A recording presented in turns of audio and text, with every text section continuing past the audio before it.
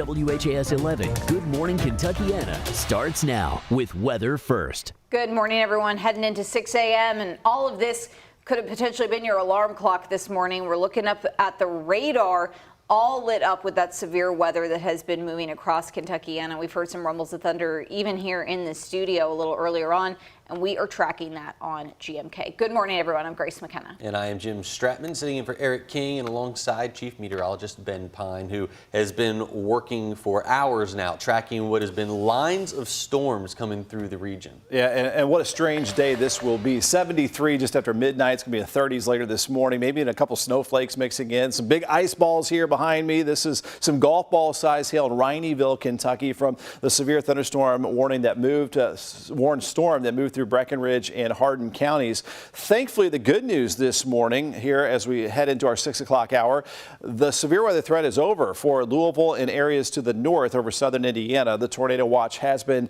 canceled in those areas. It still continues for Bullitt County and south, and this tornado watch goes until 9 a.m. I think that will be canceled early as these storms are racing to the east at about 60 miles per hour. So the severe weather threat again over with just some regular rainfall in Louisville. Still have some lightning on the east end of Louisville, and this line, this squall line, could have some wind gusts in excess of 50 miles per hour heading towards Shelbyville into Taylorsville, Bardstown, Elizabethtown. Very soon you're going to pick up some gusty winds and some heavy rainfall, and maybe also up to quarter size hail, maybe even golf ball size hail. So heavy rain coming down in Mount Washington's on your doorstep here in Taylorsville, moving through Shepherdsville, down through Lebanon Junction, eastern sections of Bullitt County, about to move through Elizabethtown and cruise down the Bluegrass Parkway here very shortly and through Grayson County and in Litchfield right now. So on that track over the next half hour, heading through Millerstown, Bardstown, Hodgenville, Anderson City, Magnolia. Thankfully, we don't have any warnings at this time, and we have not had any tornado warnings through the overnight and early this morning. Again, the severe weather threat is over with, just some spotty leftover showers, maybe a couple rumbles of thunder in southern Indiana. So there goes the severe weather threat off to our southeast over the next 1 to 2 hours. Next up, the cold and blustery conditions down to the 30s a little bit later this morning with maybe a few snowflakes mixing in. Some sunshine later today, but wind gusts about 40 miles per hour, and our temperature is dropping about 40 degrees from what we had. 73 again after midnight, down to the 20s later on tonight. A 30-mile-per-hour wind gust with lower 60s, but that mild air is going to be moving out pretty rapidly. So out the door right now in the lower 60s, but we're down to the lower 40s now in Jasper and Bedford. Even colder air out to the west, down to 29 in St. Louis, teens and 20s back to our northwest. So changing kind of minute by minute through our Wednesday, our wild Wednesday. Lower 60s right now out the door, and then falling down to the 30s and 40s later on today. Feeling even colder than that, so really bundle up. I know we're kind of used to the spring-like and record warm conditions recently, but it'll be a chilly finish to February, but we'll get ahead to some better conditions coming up in our complete forecast. Now look at some of the more of the reports out there and checking the roads. Yeah, good morning, Ben. Let's start off with a couple of hail pictures that have come in so far. Of course, you just showed this is actually from golf ball hail. To reiterate, in Retrial, Kentucky, sent in by Lynn. We had another shot, of course, of that golf ball size hail there, another perspective at it.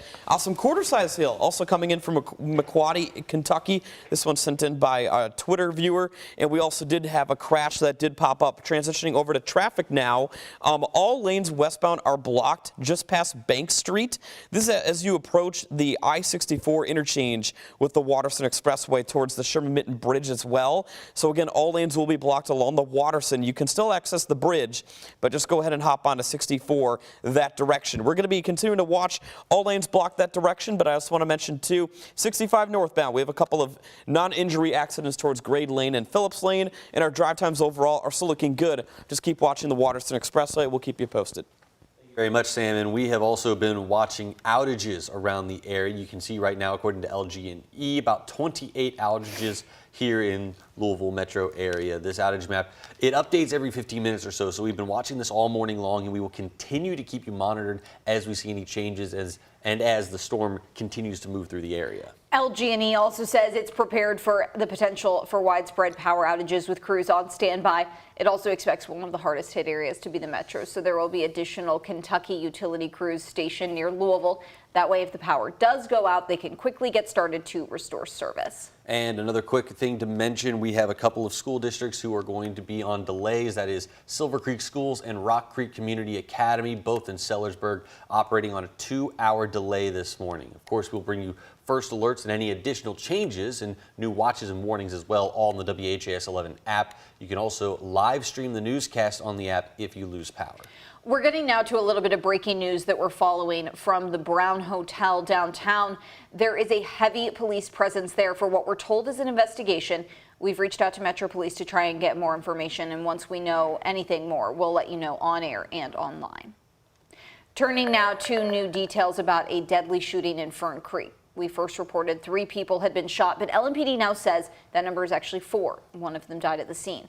It happened Monday night at an apartment complex on Overbrook Woods Place. When officers arrived, they found 4 men with gunshot wounds. Officers tried to resuscitate one man, but he died from his injuries.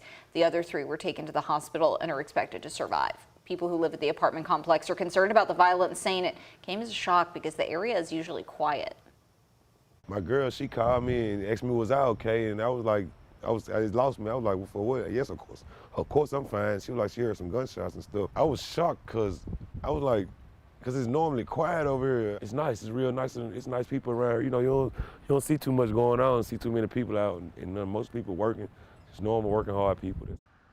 There are no suspects or arrests so far. Detectives are asking anyone with information to contact the anonymous tip line by calling 574-LMPD or using the online portal. A little bit later on today, the ethics trial that will decide whether or not to remove Anthony Piacentini from the Metro Council will resume. More witnesses and evidence were introduced last night during day 2 of the trial. Grace Simrol, the ex-chief of the Civic Innovation and Technology for Louisville Metro government, said that she was surprised when she learned that Piacentini had accepted a role with the Louisville Healthcare CEO Council after co-sponsoring an ordinance allocating $40 million in federal funds to the organization. She testified that she would have filed an ethics complaint if it hadn't already happened. Former Metro Council member Bill Hollander was also called as a witness. Hollander accused Piacentini of violating federal abstention rules during the council meeting vote on his co-sponsored ordinance. And the rules, which were in the final rule, which I had read, said that undisclosed personal or organizational conflicts of interest, whether in fact or appearance, were not allowed in allocating federal recovery money. And so I think we potentially would have had a problem with the federal government. Piacentini's attorney showed multiple videos of other Metro Council meetings where other council members abstained and did not disclose why. Hollander said abstentions were rarely questioned, citing trust in council members. This week, a jury heard testimony in the long-awaited retrial of a Bardstown man charged in the 2020 murder of Blake Martin. John Wimsett is accused of shooting Martin in front of Martin's ex-girlfriend. In court yesterday, the jury heard evidence from the evidence technician at the Nelson County Sheriff's Office. The prosecution walked the tech through questioning, even showing the jury pieces of evidence, including a handgun, rifle, and the bloodied shirt Martin was wearing. Wimsett is claiming self-defense. His first trial resulted in a hung jury and a mistrial. And we are less than 2 months away from the 35th Thunder over Louisville. Today, the Kentucky Derby Festival is set to give us some more details on what this year's show will entail. That's coming up at 10 a.m. The KDF is set to announce this year's theme, air show details, and highlighting some of the other elements of the show. This year's Thunder is set for Saturday, April 20th.